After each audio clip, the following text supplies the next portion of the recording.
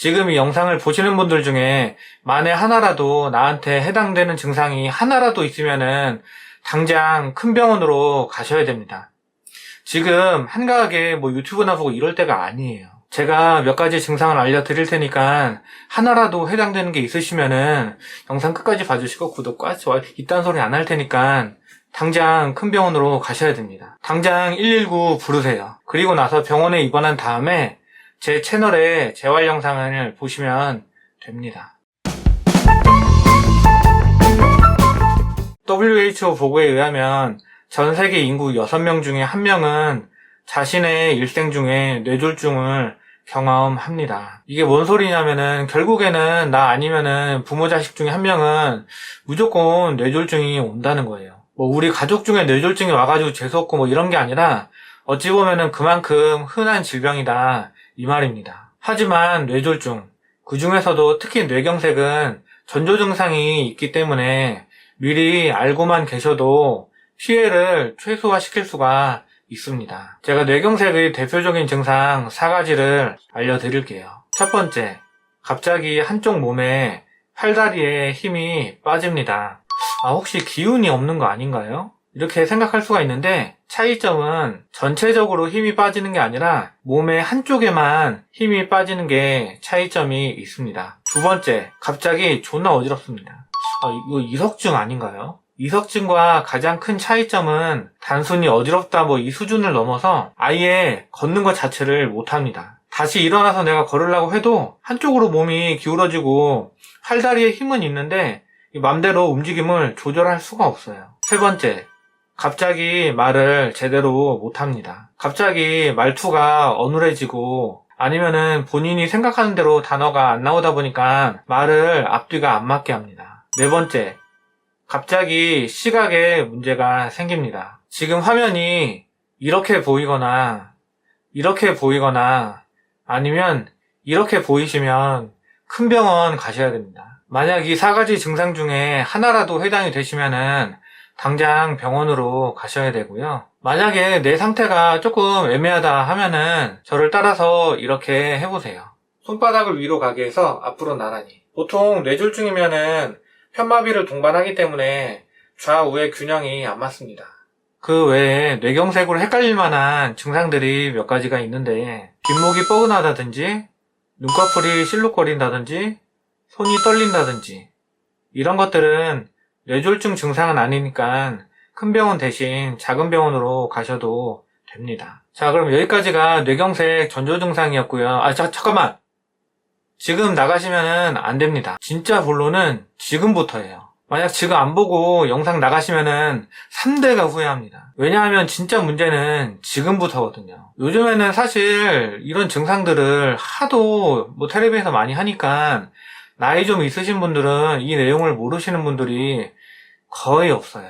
사실 이거는 몰라서 당하는 게 아니고 알고도 못 막습니다. 내가 아무리 증상을 빨리 발견해도 사실상 큰 의미가 없어요. 제가 지금부터 그 이유를 설명해 드릴게요. 보통 뇌졸중 골든타임을 3시간 정도로 보는데 뇌경색은 뇌로 가는 혈관이 막힌 거니까 골든타임 안에 막힌 혈관을 뚫고 치료를 받아야만 뇌의 손상을 줄일 수가 있습니다. 우리가 만약 뇌경색이 오면은 제일 먼저 뭘 하죠? 119를 부르죠. 그러면은 보통 빨라야 10분? 보통 한 20분 정도 걸립니다. 그리고 구급차가 와서 또 환자 싣고 또 병원으로 이동하면은 또 그 시간이 20분 정도 걸려요. 가면은 또 치료를 바로 받느냐?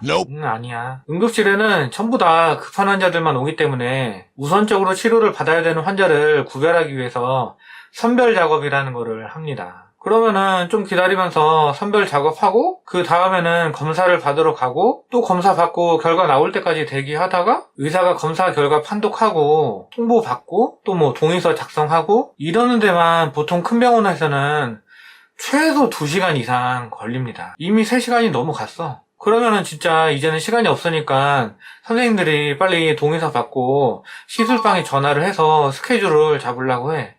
근데 어라? 시술방이 꽉 찼네? 10,000원입니다. 이미 의료진들이 다른 환자들을 다 치료를 하고 있는 거죠. 그래서 일단 기다려야 돼. 그런데 아무리 빨라도 지금 환자들 마무리하고 다시 또 이제 준비하고 세팅하는 데까지 진짜 빠르면 2, 30분? 진짜 재수없으면은 몇 시간씩 걸립니다. 그래서 병원에서도 정 안 되겠다 싶으면은 자리 없다고 다른 병원으로 이송을 시키는데 그동안에도 이미 뇌는 점점 죽어가죠. 실제로 다른 병원으로 이송하면서 점점 악화되시는 분들도 진짜 많아요.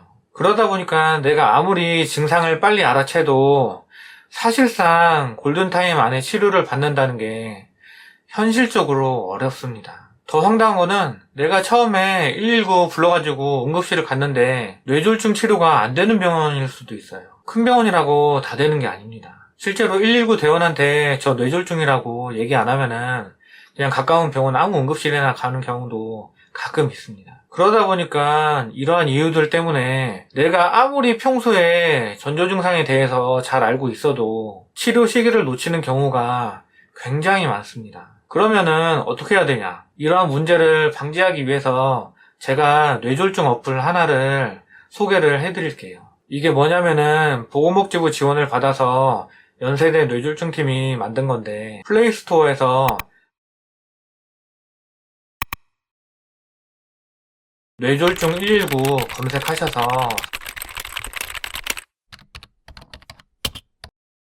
설치한 다음에 만약에 위급 상황이 발생하면은 일단 119를 부릅니다. 그런 다음에 구급차가 오는 시간 동안 뭘 하냐면은 일단 어플을 킨 다음에 GPS도 켜고 병원 검색을 누르면 바로 안 나오더라고요.